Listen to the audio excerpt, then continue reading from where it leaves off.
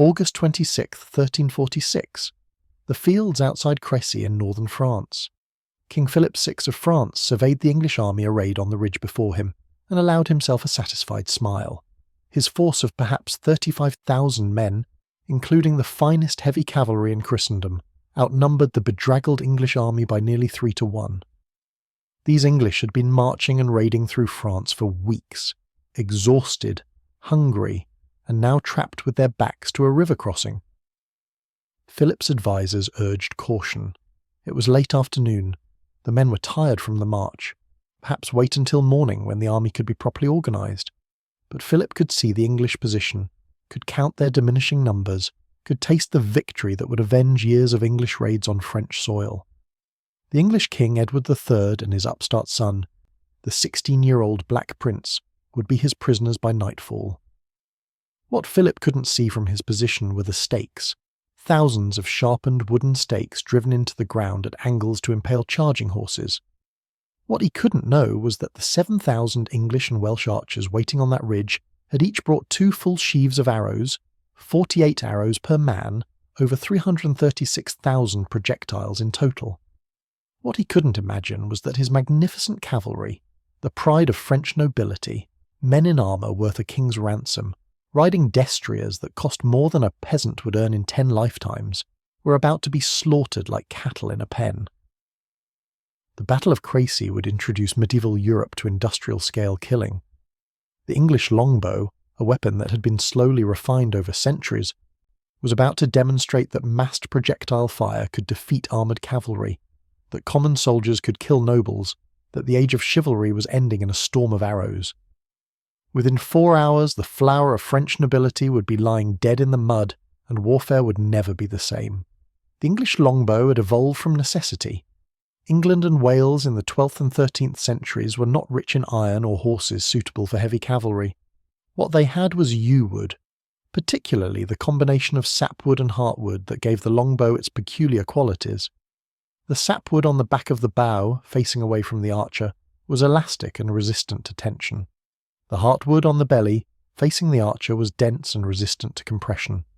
Together, they created a spring that could store and release enormous energy. The Welsh had been using longbows for generations, much to the frustration of English and Norman lords trying to conquer them. Welsh archers had demonstrated at battles like the Siege of Abergavenny in 1182 that their arrows could penetrate mail armour at close range. One account from that siege described an arrow passing through a knight's mail-clad thigh, through his wooden saddle, and into his horse deep enough to kill the animal. The English, after suffering from Welsh archery, did what successful empires do. They copied it. By the reign of Edward the Fanzed in the late 13th century, English armies were recruiting Welsh archers and training English yeomen in the longbow. The weapon's development was driven by royal decree. Edward I mandated archery practice on Sundays and holidays. Other sports were banned to ensure men focused on archery. Villages were required to maintain archery butts for practice. The longbow that emerged from this intensive development program was a monster of a weapon, standing between 6 and 6.5 feet tall, taller than most men who used it, carved from a single piece of yew wood that had been seasoned for years. The draw weight, the force required to pull the string back to full draw, ranged from 100 to 185 pounds. Modern Olympic recurve bows have draw weights of around 50 pounds for comparison. Drawing an English war bow required the strength to lift and hold a grown man at arm's length. The arrows were equally impressive, typically 30 to 36 inches long, made from ash or poplar, fletched with goose feathers, and tipped with various head designs depending on the target. Bodkin points, narrow pyramidal or square section spikes, were designed to punch through mail armour. Broadheads were used against unarmoured targets or horses. Barbed heads were designed to stick in wounds and resist removal.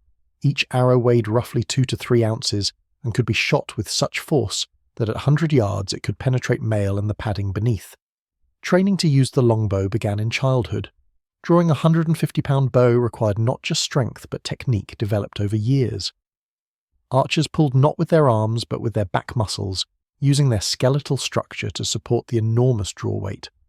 This training left permanent marks. Skeletons of medieval English archers show distinctive bone deformations.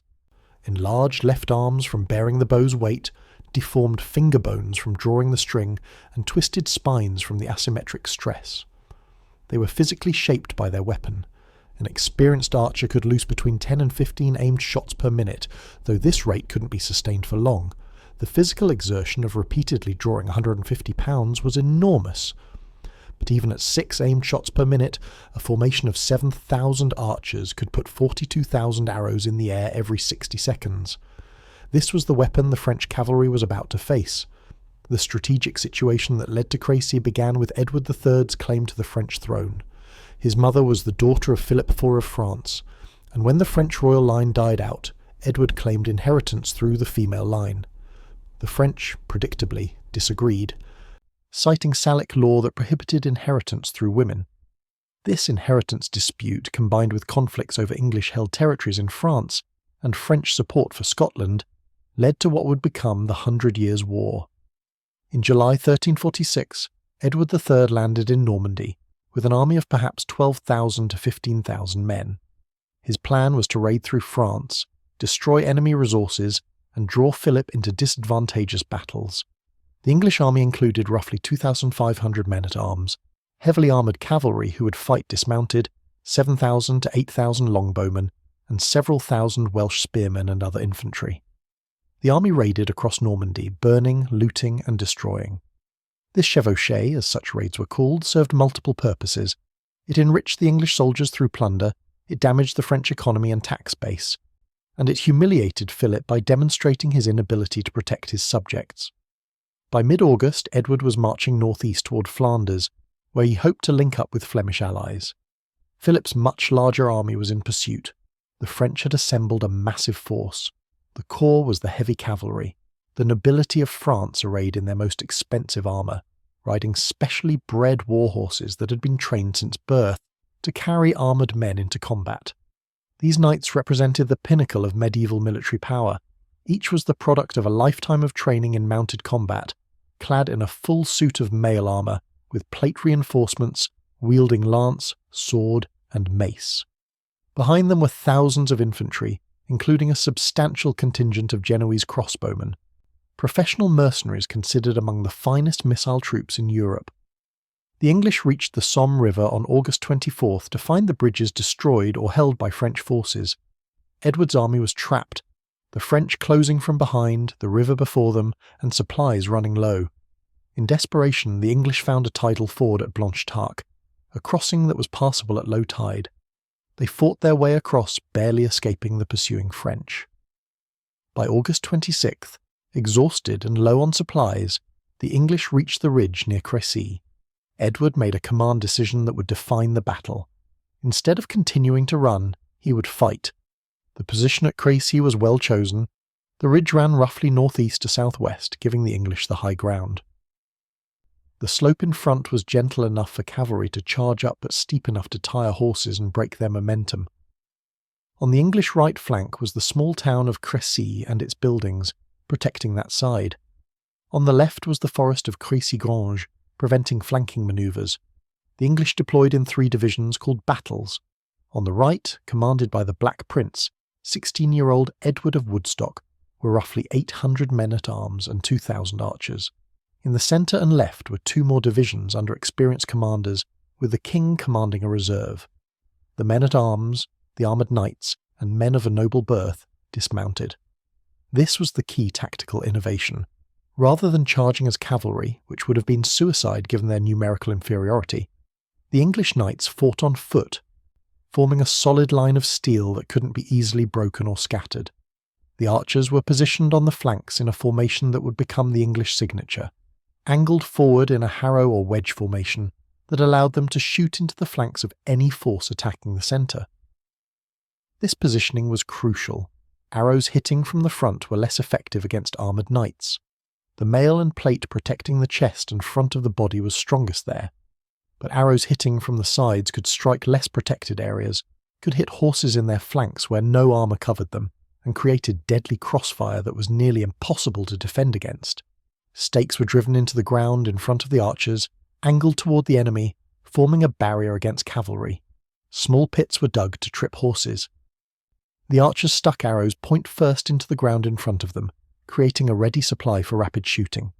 The preparation was methodical, professional, learned from decades of experience fighting the Scots and Welsh. When the French army arrived in the late afternoon of August 26th, they found the English waiting. Philip's army was not properly organised. Units had been marching all day and were strung out along the roads. The professional soldiers and experienced commanders urged Philip to wait, to camp, to organise the army properly for a dawn attack when men would be rested and formations could be assembled correctly. Philip initially agreed. Orders went out to halt and establish camp. But then came the problem of command and control in a feudal army. The French nobility, eager for glory and convinced of easy victory, pushed forward. Each lord wanted to be first in the attack, to win the honour of leading the charge. The rear formations, not receiving the order to halt, pressed forward. The momentum of 35,000 men could not be easily stopped. Philip, either unable or unwilling to assert control, allowed the attack to proceed. The first troops to reach the English position were the Genoese crossbowmen, roughly 6,000 professional mercenaries under the command of Genoese captains. The crossbow was a sophisticated weapon, slower to load than a longbow, but requiring less training and strength. A crossbowman could be trained in weeks rather than years. The mechanical advantage of the crossbow's trigger mechanism allowed it to store energy from a relatively easy cranking motion and release it all at once, penetrating armour effectively at range. The Genoese advanced in good order, shields raised, crossbows loaded. At about 150 yards from the English line they stopped, raised their weapons, and loosed. Several thousand crossbow bolts arced toward the English position. The return fire was instant and devastating. 7,000 English and Welsh longbowmen drew and loosed in waves. The sky darkened with arrows, a phenomenon reported by multiple chroniclers. The medieval writer Jean Froissart, who interviewed participants from both sides, wrote that the arrows fell like snow. The rate of fire was the crucial difference. A crossbowman could loose perhaps 2 bolts per minute, maybe 3 if he was fast and lucky. An experienced longbowman could maintain 6 to 10 aimed shots per minute for the critical first few volleys. The mathematical result was catastrophic. Against 6,000 Genoese shooting, perhaps 15,000 bolts per minute, the English were putting 40,000 to 60,000 arrows into the same space. The Genoese couldn't maintain their position. Arrows were striking their shields, piercing through in many cases. Men were falling, wounded or dead. The pavises, large shields that crossbowmen would set up to reload behind, had been left with the baggage train to speed the march. Without this protection, reloading was nearly suicidal. Within minutes, the Genoese began to retreat, falling back toward their own lines in disorder. What happened next would shock even experienced warriors. The French cavalry, seeing the Genoese retreat and considering it cowardice, charged through and over their own mercenaries. French knights, insulted that common soldiers would flee before engaging the English properly, rode down the Genoese, killing their own hired troops in their eagerness to reach the enemy. This was not an isolated incident of a few knights, but a widespread slaughter as thousands of cavalry charged through the retreating crossbowmen. The French cavalry crashed into the Genoese, creating chaos and blocking the line of advance. Horses stumbled over bodies, units became disordered, and all the while, English arrows continued to fall. The first organised cavalry charge finally reached the English line, after fighting through their own infantry. These were the elite of French nobility, counts and barons, knights who had trained for mounted combat since childhood. They charged uphill toward the English men-at-arms, expecting to break the line through sheer momentum and shock. Instead, they rode into a killing zone.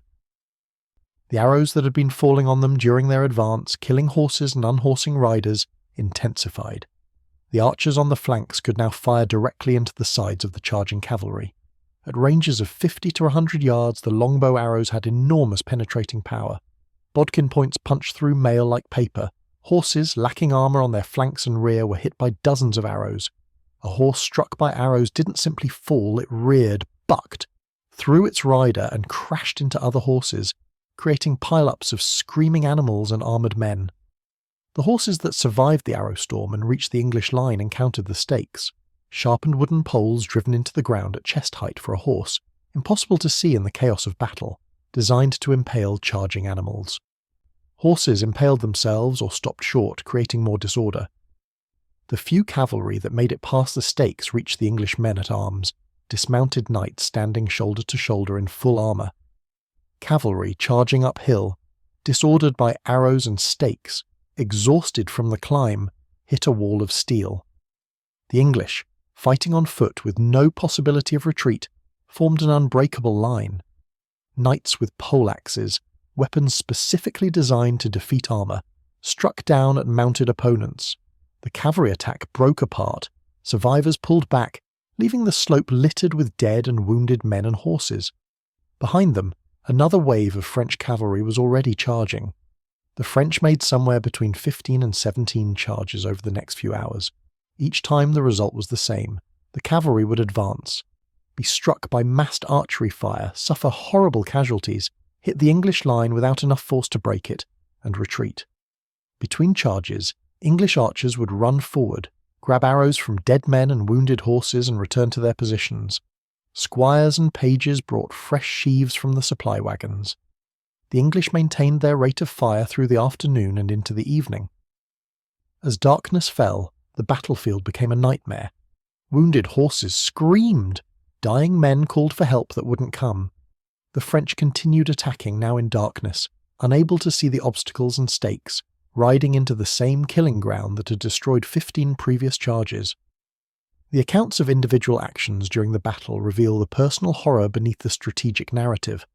John of Luxembourg, the blind king of Bohemia, allied with France and fighting for honour despite his blindness, insisted on joining the charge. His knights tied their horses' reins to his so he could ride with them. All were killed, found the next morning still tied together, the blind king surrounded by his loyal men, all struck down by English arrows. King Philip himself was wounded twice, an arrow through the face and another in the leg, but survived and was eventually pulled from the battle by his advisers. The Black Prince's division on the English right was hard pressed during one of the French charges. A messenger reached King Edward requesting reinforcements. The king, watching from his command position, asked if his son was dead or wounded. "Told no," Edward replied. "Then I will not send help. Let the boy win his spurs." This was not cruelty but tactical wisdom. The English line held. Sending reinforcements would break the formation and risk collapse. The 16-year-old prince held his position, and the French charge broke against his division just as it had against the others. By midnight the French attacks had stopped. The army melted away in the darkness, demoralised and shattered. Philip, wounded and exhausted, was convinced to leave the field. The English maintained their positions through the night, not pursuing, not certain if the French might renew the attack at dawn. When the sun rose on August 27th, the English could finally see the scale of their victory. The slope before their position was carpeted with dead. French and Allied casualties were staggering. The exact number is debated, but contemporary sources suggest 1,500 to 2,000 nobles and knights killed, along with perhaps 10,000 to 12,000 common soldiers and Genoese crossbowmen. The dead included King John of Bohemia, the Duke of Lorraine, the Count of Flanders, the Count of Alençon, and dozens of other great nobles. English casualties were remarkably light, perhaps 100 to 300 men killed, mostly in the Black Prince's division that had borne the brunt of the French attacks. The disparity in casualties was unprecedented in medieval warfare. Battles between armoured cavalry forces typically produced relatively few deaths, as expensive armour protected its wearers, and captured nobles were worth more alive as ransom than dead. Crécy was different. The longbow had created a weapon system that could kill armoured nobility in industrial quantities. The arrows didn't always penetrate plate armour, but they didn't need to. Arrows that struck horses killed the horse, throwing the rider. Arrows that struck less protected areas, joints, faces, necks, were instantly fatal. The sheer volume of projectiles meant that even heavily armoured targets would be struck multiple times, and somewhere an arrow would find a gap. The aftermath of Crécy sent shockwaves through European nobility. For centuries, armoured cavalry had dominated warfare. The knight, trained from childhood, clad in expensive armour, mounted on a specially bred horse, was the ultimate military asset. A single knight was worth dozens of common infantry. The system of feudalism itself was built around the military supremacy of the mounted armoured warrior. Crécy demonstrated that common men with longbows could massacre knights with impunity. The social implications were profound and terrifying to the noble class. If peasants with wooden bows could kill armoured nobility, what did that mean for the entire feudal system? The French response was to deny, rationalise, and blame. Chronicles blamed the Genoese for cowardice, blamed bad luck, blamed God testing the French. But they couldn't deny the corpses. French military thinking began to shift. Armour became heavier, attempting to defeat arrow penetration. Plate armour became more common, covering areas previously protected only by mail. Horses were given more armour, chanfrons for the face, cruppers for the rear. But these changes only made cavalry more expensive and slower, exacerbating the problem rather than solving it. Some French commanders learned the lesson. At later battles they would dismount their knights to fight on foot, copying English tactics. They would use terrain to limit archery fields of fire. They would try to engage at close quarters where armour and close combat training gave advantage. But the fundamental problem remained. An army of longbowmen was cheaper to raise and train than an equivalent force of heavy cavalry, and under the right circumstances it was more effective. The English victory at Crécy was followed 10 years later by another devastating defeat of French cavalry at Poitiers in 1356, and then by Agincourt in 1415. Each time, massed longbow fire destroyed French armies. The pattern became predictable. French cavalry would charge, English archers would slaughter them, the survivors would flee. The longbow's dominance wasn't absolute or permanent. It had limitations that would eventually render it obsolete. The weapon required decades of training to use effectively. You couldn't create longbowmen quickly. England's archery culture, maintained through laws and practice requirements, was unique. Other nations tried to adopt the longbow, but couldn't replicate the training infrastructure needed to produce effective archers in large numbers. The weapon was also vulnerable to weather. Rain could wet bowstrings, reducing draw weight and effectiveness. Wind affected arrow flight. Longbows were most effective in defensive positions where archers could establish killing zones and force enemies to approach through arrow fire. The introduction of gunpowder weapons would eventually render the longbow obsolete. Early firearms were slower to load and less accurate than longbows, but they required minimal training and would improve rapidly. By the 16th century, the longbow was disappearing from European warfare, replaced by arquebuses and muskets that any peasant could learn to use in weeks. But for the critical period from roughly 1340 to 1450, the English longbow dominated Western European warfare. The weapon system refined over centuries, wielded by men trained from childhood, deployed in tactically sound defensive positions, could destroy the finest cavalry in existence. The slaughter at Crécy was not an accident or a fluke. It was the deliberate application of technology and tactics refined over generations. The French knights who charged up that slope in August 1346 were not cowards or fools. They were some of the finest warriors in the world, brave men following the code of chivalry that demanded courage in battle. But courage without the right tactics and weapons is just another word for martyrdom. The English didn't win through superior courage or chivalry. They won through superior weapons technology, better tactics, and the willingness to employ common soldiers in a mass-fire role that medieval nobility found distasteful. The longbowmen who slaughtered French nobility at Crécy were not knights or nobles. They were yeomen, farmers, craftsmen, men of common birth who had trained in archery because English law required it. They killed from a distance, without the personal honour of hand-to-hand combat, without the chivalric respect for worthy opponents. To the French nobility, this was not just defeat, but a violation of the proper order of warfare and society. The English saw it as victory, and victory justified everything. The lessons of Crécy echoed through military history: the supremacy of defensive firepower over offensive shock action, the importance of combined arms tactics integrating different troop types, the vulnerability of expensive specialist troops to cheaper but well-employed mass forces. These lessons would be relearned at terrible cost in later conflicts, from the American Civil War to World War I. Standing on the ridge at Crécy today, it's difficult to imagine the horror of that August afternoon in 1346. The fields are peaceful farmland now. A stone monument marks the spot where the blind king of Bohemia fell. The small museum displays replica weapons and armour. Tourist maps trace the battle lines, but close your eyes and imagine 7,000 men drawing yew-bows, the creaking of wood under enormous tension, the snap of strings releasing, The whistle of 42,000 arrows arcing through the sky every minute for hours. Imagine the sound of arrows hitting armour, the screaming of wounded horses, the cries of dying men. Imagine the psychological terror of being in that charging cavalry line, watching your friends and relatives struck down by invisible death falling from the sky, knowing that courage and skill and expensive armour might not save you, that death could come from a peasant archer you'd never see firing an arrow you'd never dodge. The Battle of Crécy didn't just decide the fate of one campaign or even one war. It demonstrated that the military technology and tactics that had dominated for centuries could be defeated. It showed that common men with the right weapons and training could kill the noble elite. It proved that defensive firepower could defeat offensive shock action. The French knights who died at Crécy were the last generation who could assume their armour and training made them invincible.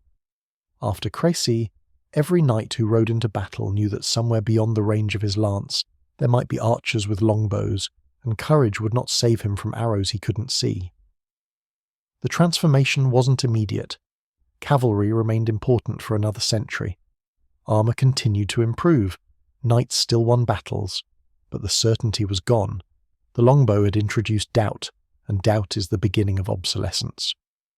King Edward III and the Black Prince went on from Crécy to win more victories, to besiege and capture Calais, to humiliate France repeatedly. The 100 Years' War would continue for another century with victories and defeats on both sides. But Crécy established the pattern.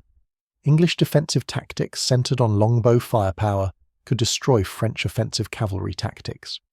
This pattern would repeat at Poitiers, at Agincourt, in battle after battle where the French would try to find a way to counter the longbow and fail.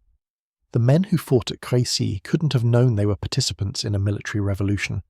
The French knights charging up that slope thought they were engaged in a conventional battle that their courage and skill would win.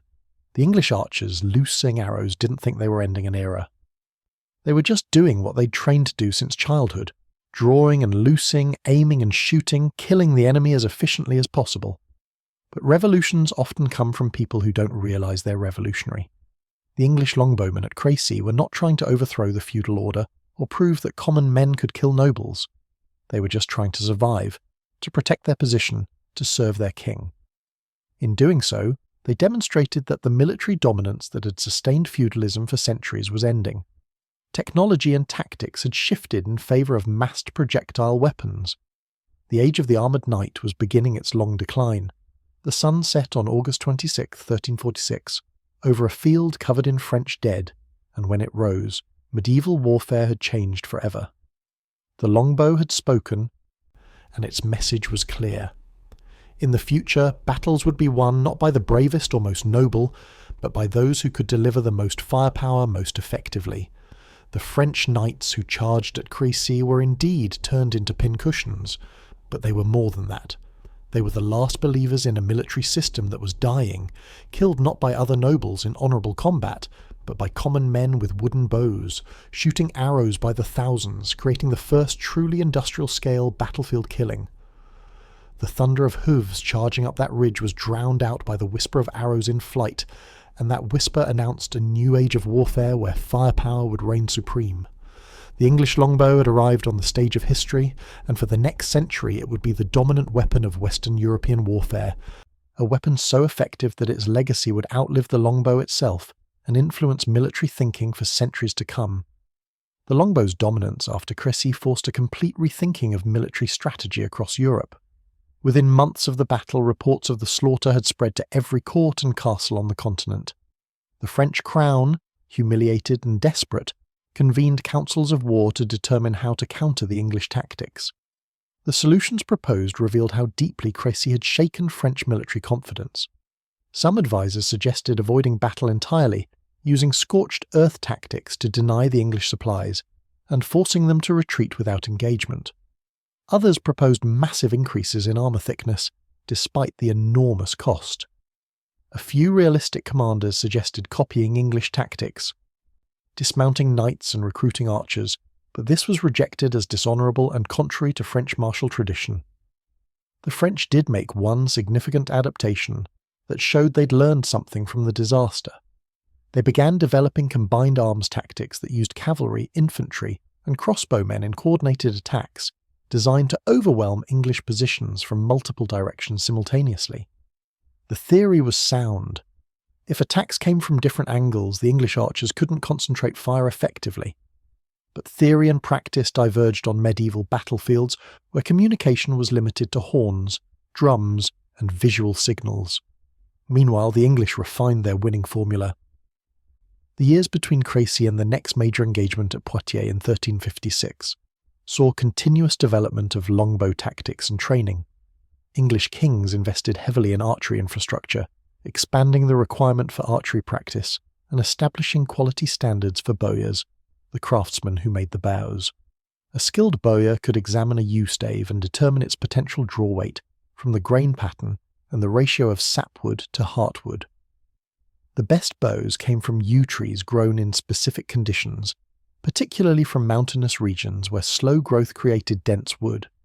Italian and Spanish yew became prized, with the English crown establishing trade relationships specifically to secure supplies of quality bow wood. The arrows themselves became a major industry. Each arrow required careful crafting. The shaft had to be straight, properly weighted and smooth. The fletching, typically 3 goose feathers arranged at 120-degree intervals, had to be attached precisely to stabilize flight. The nock, the groove that fitted over the bowstring, had to be cut at exactly the right depth and angle. The arrowhead had to be securely attached and properly aligned with the nock to ensure straight flight. A single master fletcher could produce perhaps 50 quality arrows per day. To supply an army of 7,000 archers with 48 arrows each required over 330,000 arrows. This meant months of production involving hundreds of craftsmen. The logistical requirements for maintaining an army of longbowmen were substantial but manageable compared to the cost of equivalent cavalry forces. A warhorse suitable for carrying an armoured knight cost anywhere from £30 to £100, equivalent to several years' wages for a common labourer. The horse required specialised feed, training and care.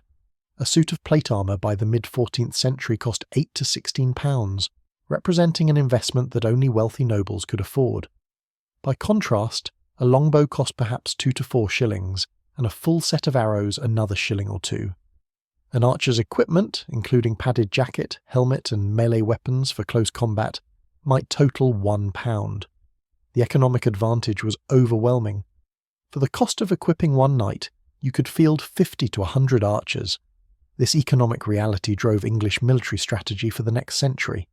England's population was roughly 4 to 5 million, compared to France's 17 to 20 million. In a war of attrition based on traditional heavy cavalry, France's larger population and greater wealth would eventually prevail. But by emphasising longbowmen, relatively cheap to equip, and drawn from a broader social base, England could field armies that punched far above their weight economically and demographically. The social impact within England was significant. Archery training created a class of yeomen, free common men who were neither nobility nor peasants, who had valuable military skills and knew it. These men had killed French nobles at Crécy. They'd proven their worth in the most dramatic way possible. This created a degree of social mobility and self-confidence among the English common classes that was unusual for the era. An archer who'd served in France and survived might return with plunder worth years of normal wages. He'd seen the world, fought in battles, killed enemies of the crown. This wasn't enough to overthrow the social order, but it created cracks in the rigid hierarchies of feudalism. The French nobility's response to Crécy included a propaganda campaign to minimise the significance of the defeat. Chronicles commissioned by French nobles emphasised the numerical advantage the English allegedly enjoyed, though this was the opposite of reality. They blamed treachery, bad weather, divine displeasure with French sins, anything except the fundamental tactical and technological superiority of English methods. Some chronicles barely mentioned the archers at all, focusing instead on the clash between mounted nobles as if this were the only combat that mattered. This denial would prove costly at Poitiers 10 years later. The Battle of Poitiers in 1356 demonstrated that the French had learned almost nothing from Crécy. King John II of France, Philip's successor, had assembled an army of perhaps 11,000 to 16,000 men to confront an English chevauchée led by Edward the Black Prince, now an experienced 26-year-old commander. The French had numerical superiority, and had caught the English raiding army in a vulnerable position, low on supplies and far from support. Victory should have been straightforward. Instead, the French repeated nearly every mistake from Crécy with minor variations. The French did implement one lesson from Crécy. King John ordered much of his cavalry to dismount and fight on foot, recognising that mounted charges against English archers were suicidal. This was tactically sound, but created new problems. Knights trained from childhood for mounted combat were less effective fighting on foot. Their armour, designed for fighting from horseback, was awkward for infantry combat. The psychological impact was significant. French nobles considered fighting on foot degrading, something common soldiers did. Being ordered to abandon their horses was seen as an admission that the English tactics were superior, which wounded French pride even as it improved their tactical chances. The battle on September 19th, 1356, near Poitiers followed a familiar pattern. The English, under the Black Prince's command, held a strong defensive position behind hedges and marshland. The French attacked in 3 divisions. The first division, mostly mounted cavalry, charged and was destroyed by arrow fire just as at Crécy. The second division, dismounted knights on foot, advanced slowly and engaged the English line. This attack was more successful, pushing back the English and coming close to breaking through, but the advance was exhausting in heavy armour, and English archers firing into the flanks of the French formation created casualties that eroded the attack's momentum.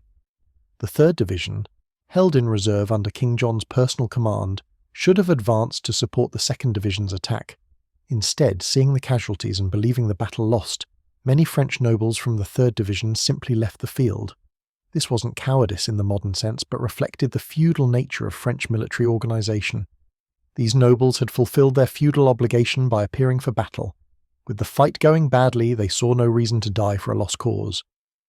They could return to their estates, rebuild their forces, and fight another day.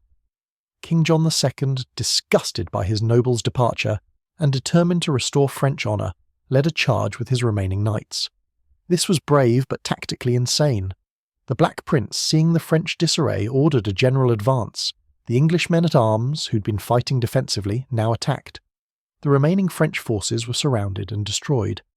King John II, fighting personally in the melee, was captured along with his son Philip and many other nobles.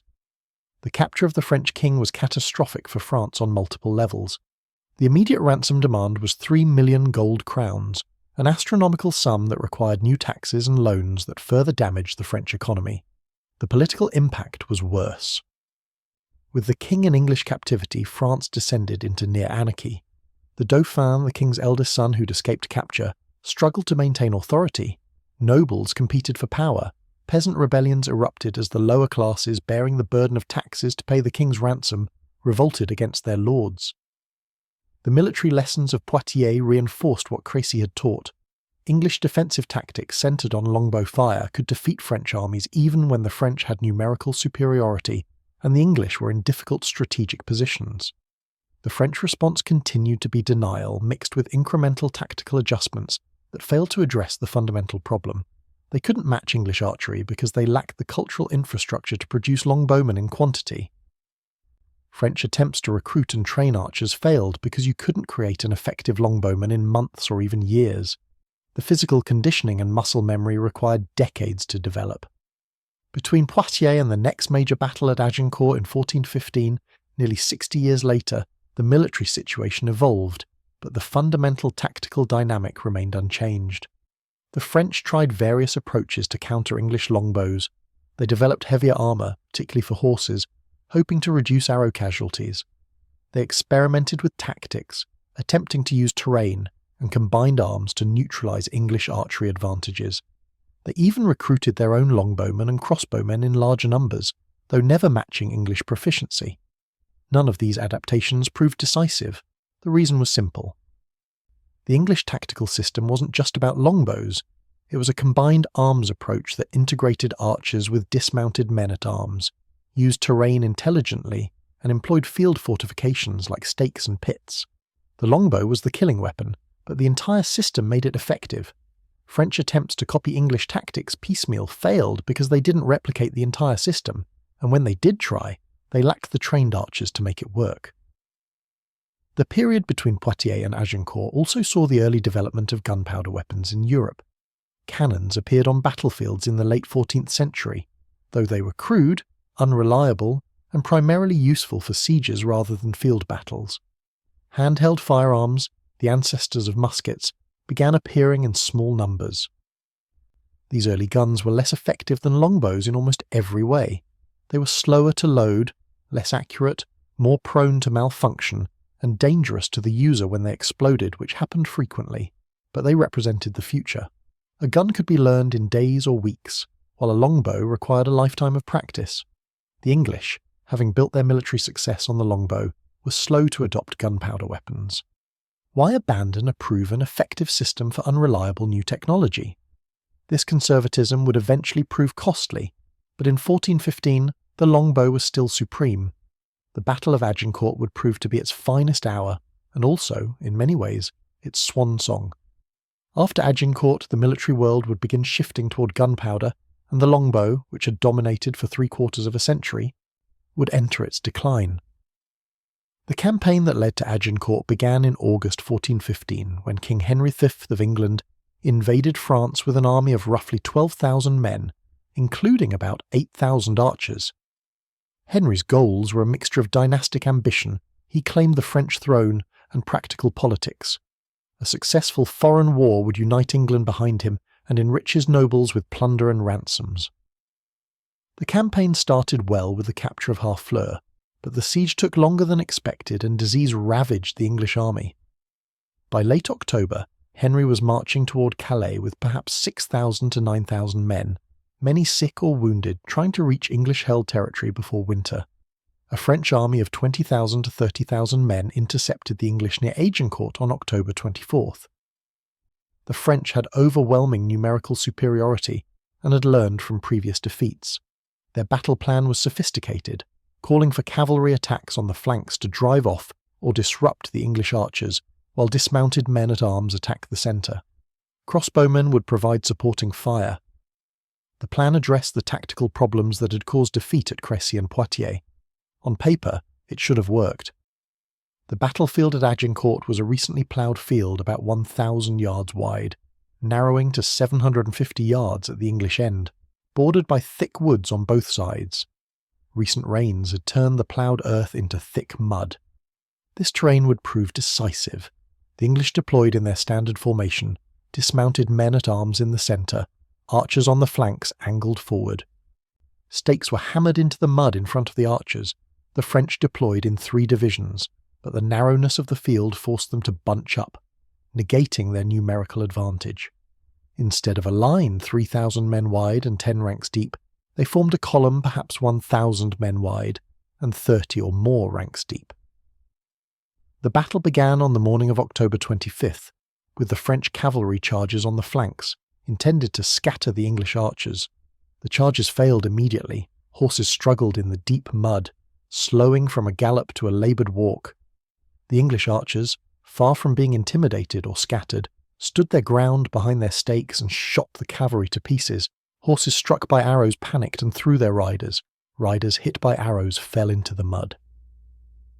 Those few who reached the English archers found themselves fighting on foot in mud, while the archers, lighter equipped, could move and fight more easily.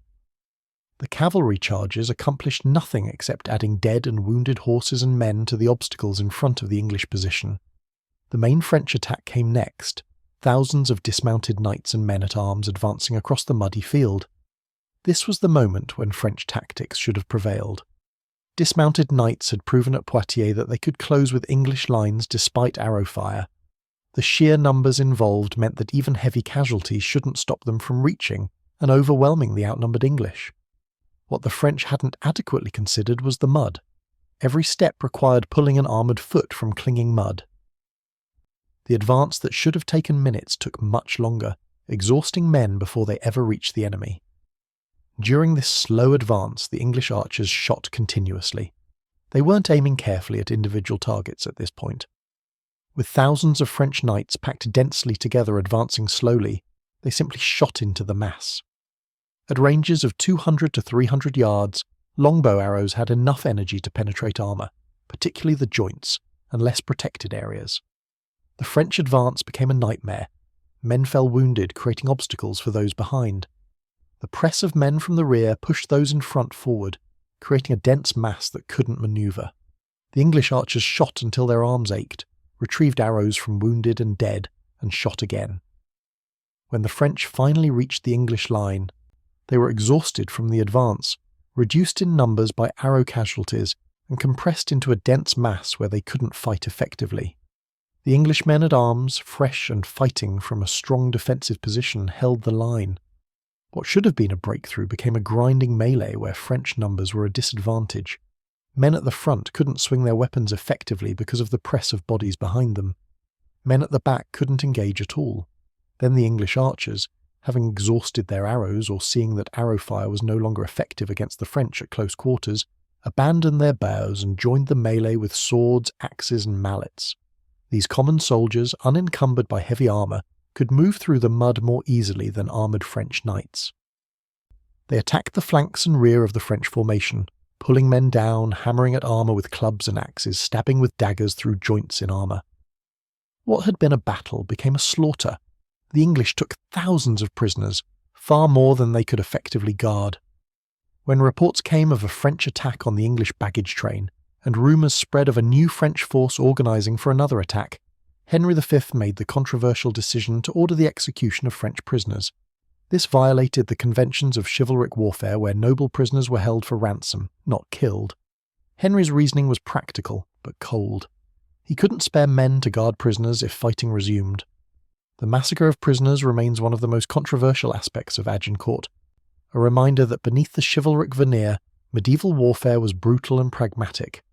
By the end of the day, French casualties numbered between 7,000 and 10,000 dead, including much of the French nobility.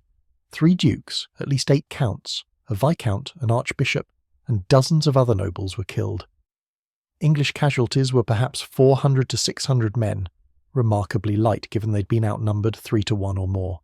Once again, English longbow tactics had destroyed a larger French army.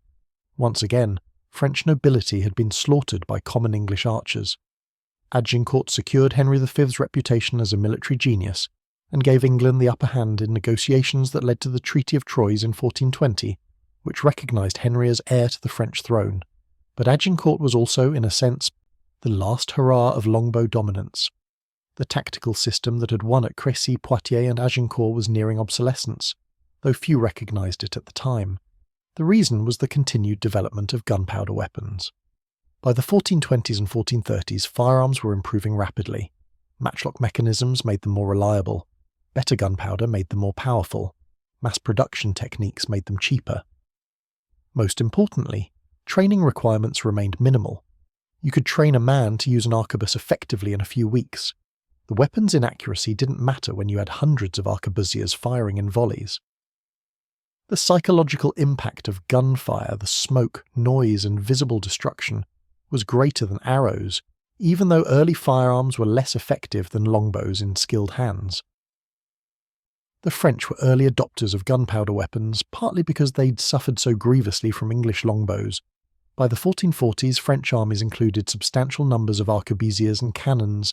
The English, comfortable with their proven longbow system, were slower to adapt. This technological conservatism would contribute to England's eventual defeat in the 100 Years' War. The final phase of the 100 Years' War, from about 1430 to 1453, saw the gradual eclipse of the longbow. English armies still included archers, and archery remained effective in the right circumstances. But the battles were different. The French avoided open field engagements where English archery dominated.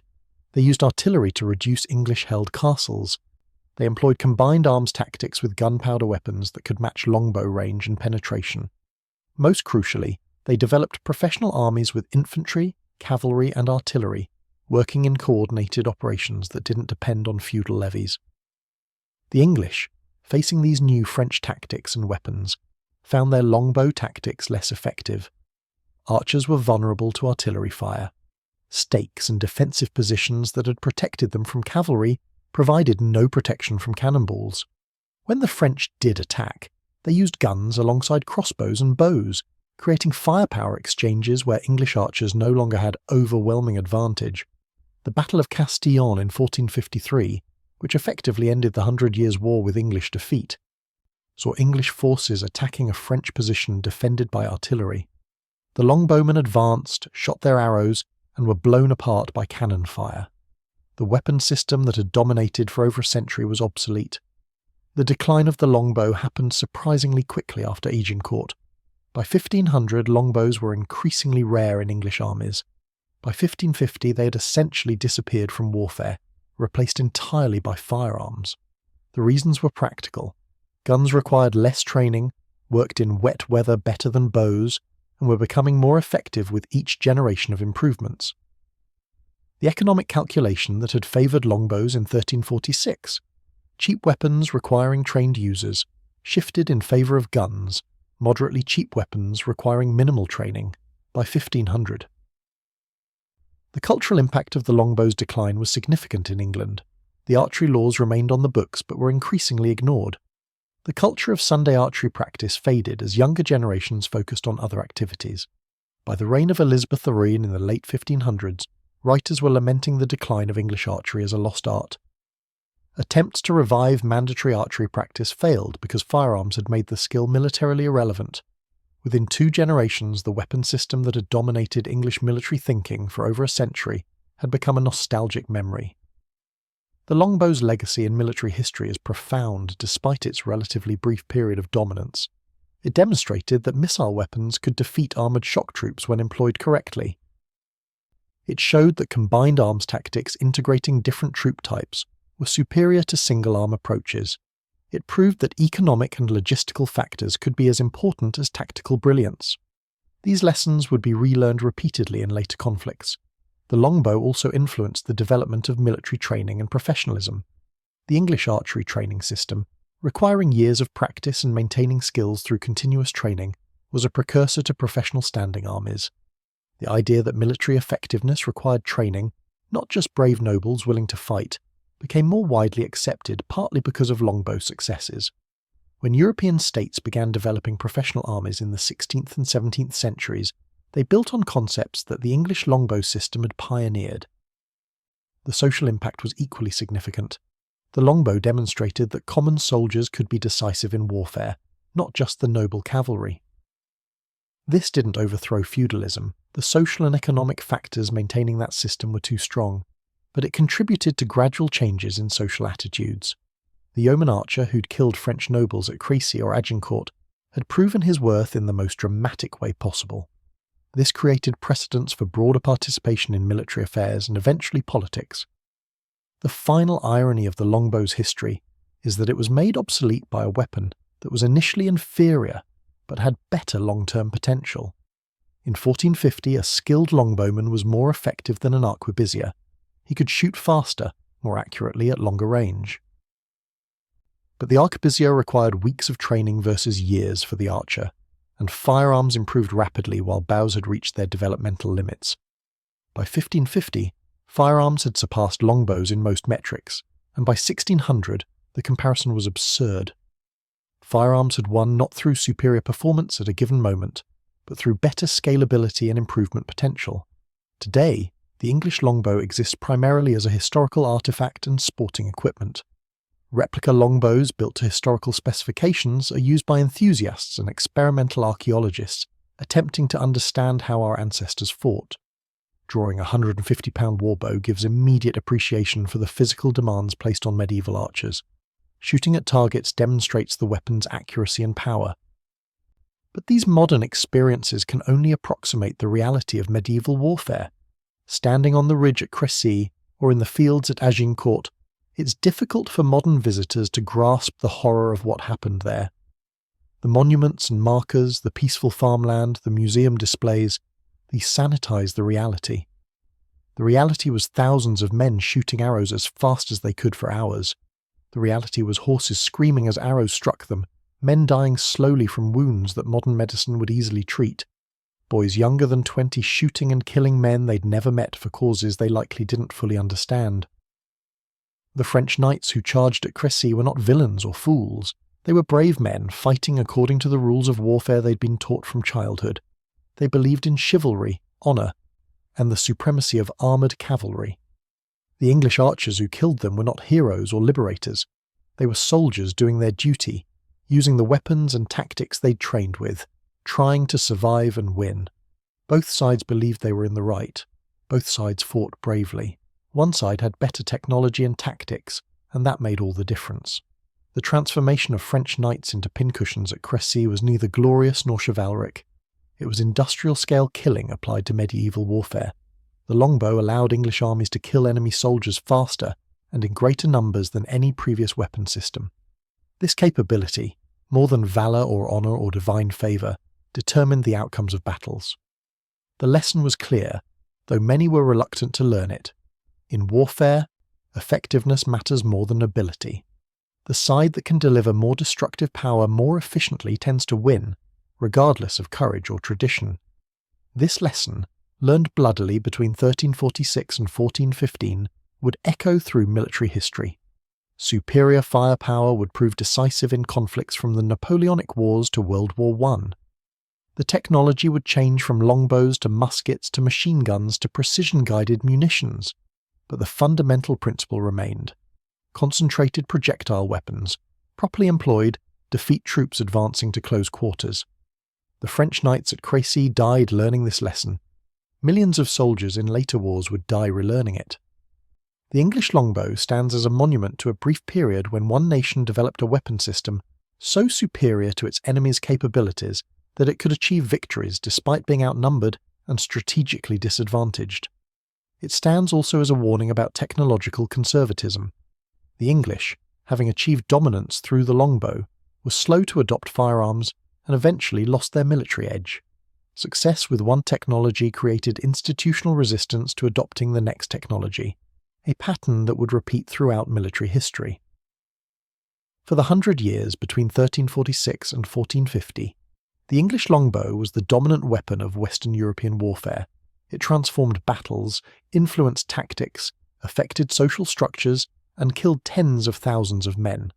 Then it vanished, replaced by firearms that were initially less effective but had more room for improvement. The longbow's century of dominance was an anomaly, a historical moment when one weapon system proved dramatically superior before technological progress moved on and made it obsolete. The French knights who died at Crécy, turned into pincushions by common archers with wooden bows, were witnesses to that brief moment when the longbow reigned supreme, and their deaths announced that the age of the armoured knight was ending.